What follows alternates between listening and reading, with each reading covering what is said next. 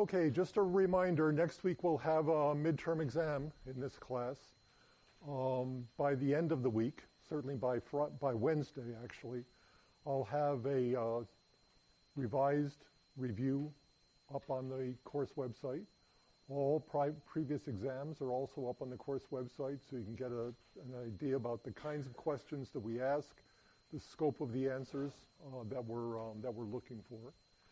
And on next Monday, a week from today, we'll do a little in-class Q&A session. I won't do a formal review because I can't cover all those lectures in just 50 minutes.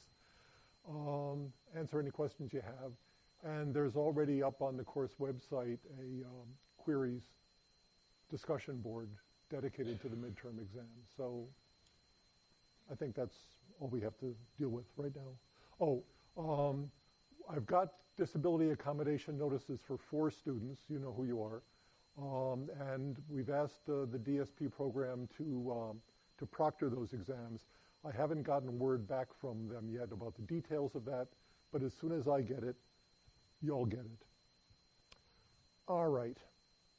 Let's pick up where we left off last time.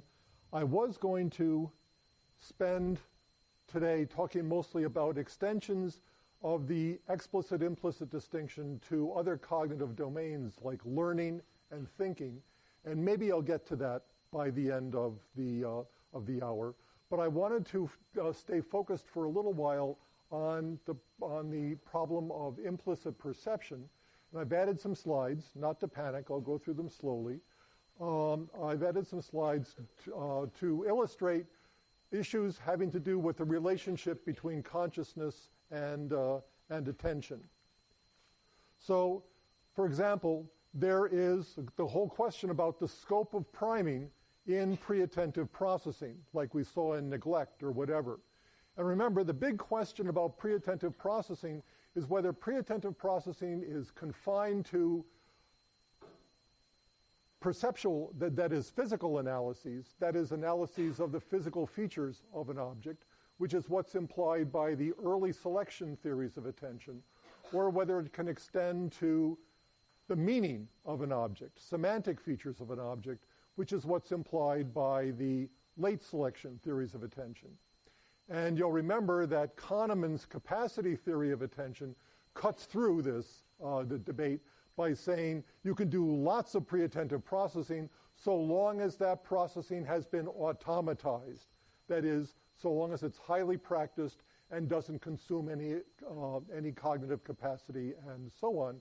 So you can get semantic processing provided that it's been automatized, as it is in the Stroop effect, where you just can't help but read the name of the color that's embedded in the color patch or whatever, and that automatic reading occurs automatically and unconsciously and then interferes with the process of color naming. Well, here's an interesting variant on the Stroop effect. This is what's known as the parafoveal Stroop effect. When you ask somebody to focus his attention on some area of the field, that's basically what we mean by foveal vision.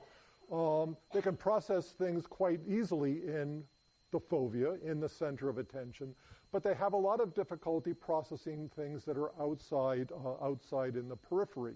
This is what's known as parafoveal processing, and it's illustrated here.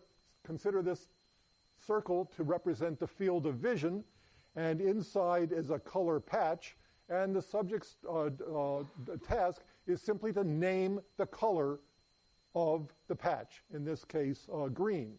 But what's interesting about these experiments is that out here in the periphery of vision, outside the fovea, the color name is presented, and of course, since this is the Stroop task, the color name is incongruent with the color of the patch.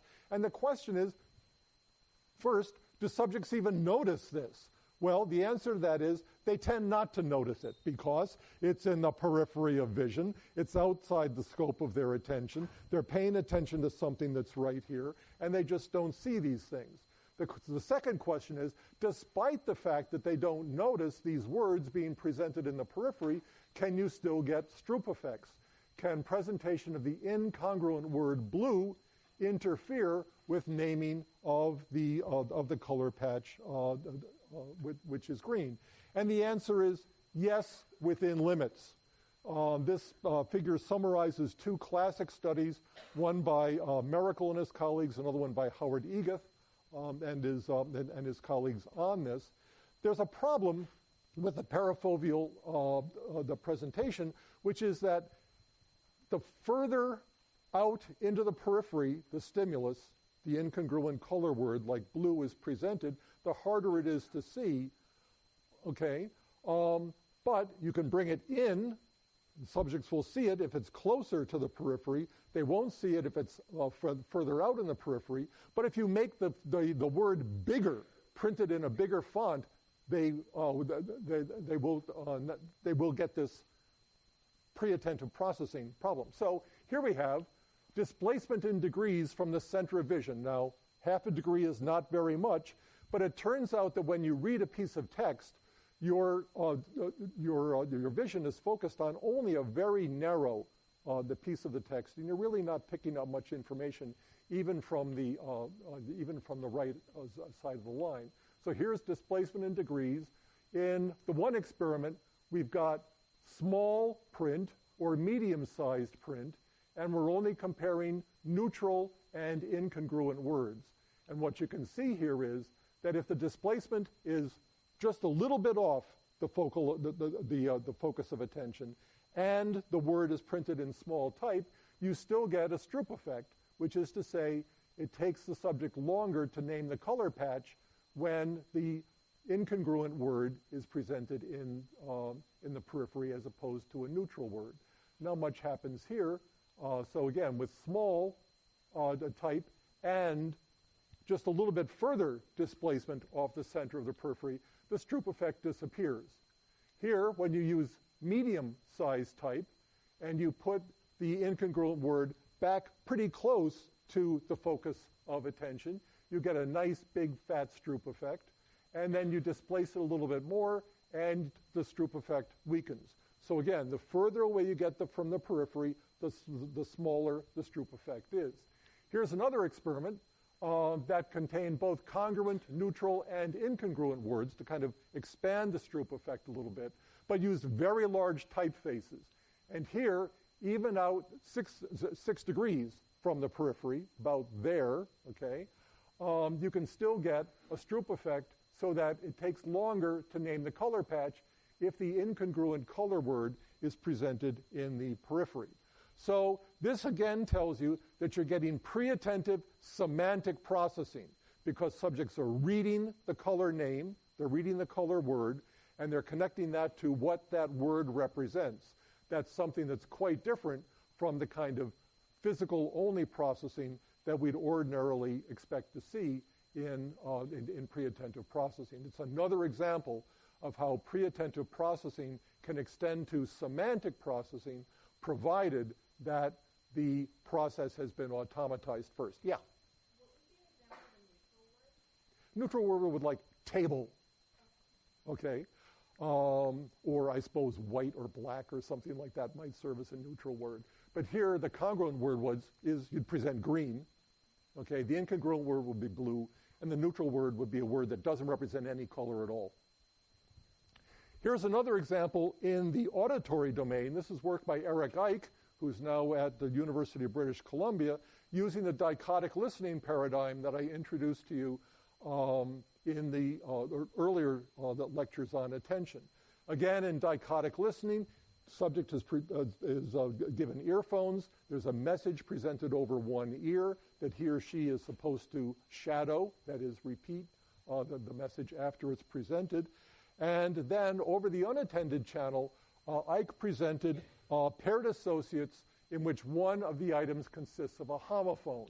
So taxi fare, or fare could be spelled F-A-I-R, and it means a completely different thing from when fare is spelled F-A-R-E.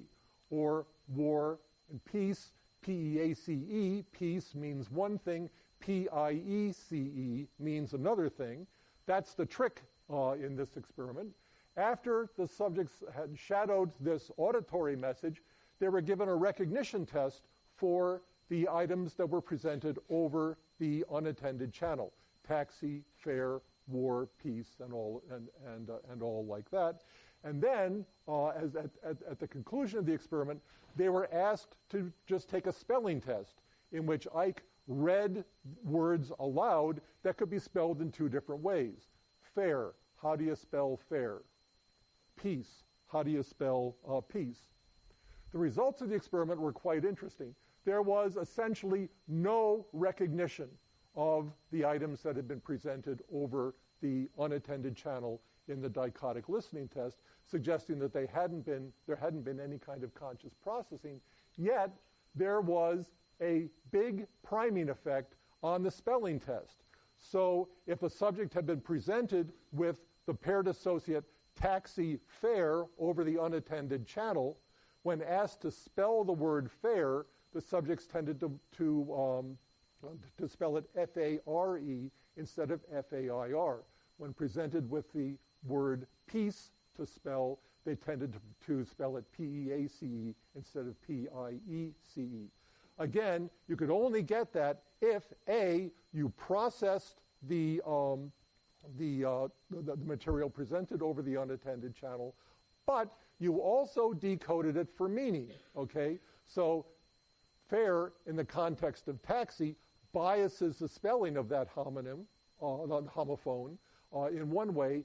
Peace, in the context of war, biases the spelling of that homophone in one way as well. So again, what you're seeing here is evidence of semantic priming of material that is not consciously attended to. Subjects are not consciously aware of this as it's going on. Let's look at another couple of examples, and I bring these up because these are phenomena that are talked about in the Revan Suo book, and you might not be completely familiar with them. First is a phenomenon known as inattentional blindness, so named by Arian Mack, who is a professor at the New School for Social Research in New York, and Irvin Rock, who ended his career, he's now deceased, here at Berkeley, very beloved faculty member here. In this experiment, subjects are presented with a task in which they're presented with a horizontal line and a vertical line, and they're simply asked to make a simple perceptual judgment: which of the two lines is longer, the horizontal line or the vertical line? And this is something that subjects can do quite easily. After a couple of trials of this, there is another object that is presented in the space that is defined by the edges by the ends of these lines. So it's within the physical space that they're paying attention to. If you are comparing the length of the vertical line with the length of the horizontal line, it would seem that you kind of can't help but see this other thing here in the lower left quadrant. And it doesn't matter what quadrant you put it in. Yet, about 25% of subjects across a huge number of studies, Mack and Rock must have performed about 100 studies of this, about 25% of subjects simply fail to notice that there was this other object presented in their field.